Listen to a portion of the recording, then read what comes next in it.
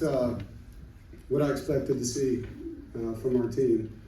And so, as the head coach of a team that didn't play well, I didn't coach well enough, obviously. We had a really good week of practice, but we needed to play complementary football in this football game, which means we possess the ball, we score points. I thought our opening drive was great, 7-minute drive, 8-minute drive, whatever it was, and we didn't get points. And then you turn the football over, which we did 3 times, and one of them was a touchdown. You don't rush the football well. You don't control the line of scrimmage. You don't stop people on 3rd and long. It's hard to win, bottom line. And so, give credit to Tennessee. They played a good football game. They were very physical, but we weren't good enough tonight. So, questions? Raise your hand. Let's know who you are, who you're with. Who has the first question? Jaden? Go ahead. Jade Watson, Fisher, Raleigh News and Observer. Dave, it kind of feels like deja vu from last year, where it's like you scrape out the week 1 win, you get your tails whooped in week 2. How do you kind of, not get stuck and feeling like, oh my God, are we gonna, struggle like we did last year? Yeah, that last season has nothing to do with this season. It's a different football team, and we just weren't good enough tonight. Bottom line, we had our chances in that football game, but it got away from us. And in the second half, we're having to go for it all the time, putting our defense in a short field. So, it just snowballed as it went, but it's not last year. And we got a lot of work to do, obviously. Got to get back to it. First row, left.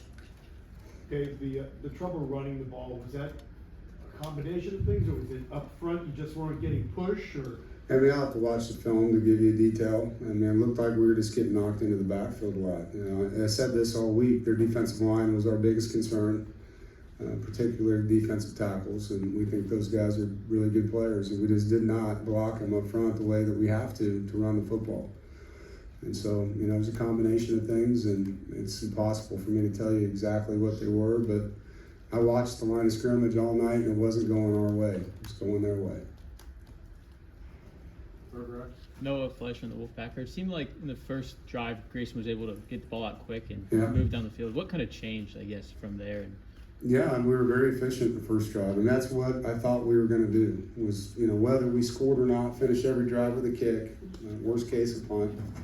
Possess the football, keep our defense off the field. That was our game plan, right? And it was working for a while. We were in the game, and then the pick 6, and then all of a sudden things just started to kind of unravel, and we just never got back into it. Every time we'd make a play, there'd be a penalty. It was really frustrating, and not what we expected. Second row, middle. Adam Sparks, Knoxville, News Sentinel. Coach, you did have some success against Nico. You had 2 picks, pick 6. How do you size up how you guys did against Nico, and how do you defend him? He's a good player. I thought, against their spread, we defended that very well. They hurt us on some screens, a little shovel to the running back, on some plays like that. They got into bigger personnel, something they haven't done a lot on film. There was a lot of 12 personnel, 2 tight ends, 1 back tonight with their offense. And so, credit them for changing up, because, if you watch them, most of their formations you're going to see are 4 wides or 1 tight end formations. And so, I thought we did some good things that way, but we did not, as the game went on, stop the run. And we were out there a lot in the second half, defensively, because of how we played on offense in the second half. Front row, to the left. Coach Steve from Associated Press, that interception return is obviously big Yeah, momentum. we're in the red zone. So, it flips. We're going to get 3 probably right there at least. Yeah, so that's a big swing on the scoreboard. Did you see what happened on the play? It Yeah, almost looked like the running back might have slowed down or stopped, or did you just overthrow? No, it was an RPO, and Grayson kept the football, and the tight end was open, but he had a guy in his face, so he jumped over him and just overthrew the ball. He was trying to make a play and just wasn't accurate on that one. Back of the room. Griffin Cunningham, Agromac. How do you feel the fans traveled today?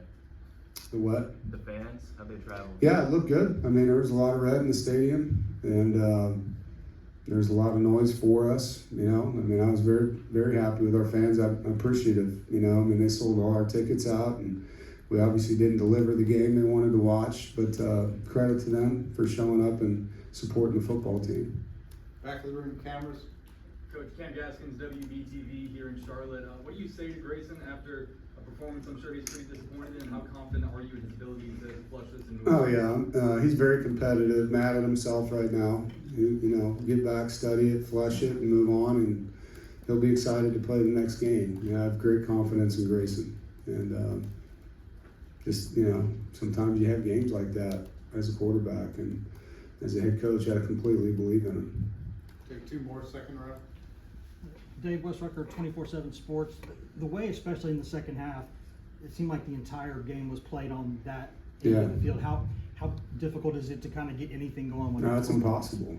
I mean, when you have a long field on offense and a short field on defense, I mean, against a team like that scores like they do, I mean, you can't win. I mean, you have to play field position football, and you have to have sustained drives, and you have to get off the field on 3rd and long. Like, that's how you have a chance to win against teams like that. And we did the opposite.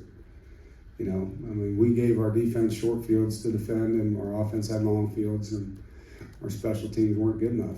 You know, I mean, it was a 3-phase loss. When you look at the game, all the stats, offense, defense, special teams, we lost that game as a team, and it's a lot to improve. And I look forward to the opportunity to do it. Last question from row. Yeah, Rob McLean with Wolfpack Sports. What message did you convey to your team when you got to the locker, and what are your expectations from them starting Monday? I told them the same thing I told you. I mean, it wasn't what I expected to see. You know, they won the line of scrimmage. We weren't physical enough. We turned the ball over too much. We didn't get it done. And it starts with me. You know, I'm the one that sits in there and leads the staff and our game planning and all that. But this is a really good bunch of guys, and they will go back to work. I know that, and they'll stick together. There'll be a lot of people telling them that they're no good, and that's fine. And inside the building, we got to do a great job leading, and our captains, our leadership council, all that. So it's a lot of football in front of us. Okay, thank you.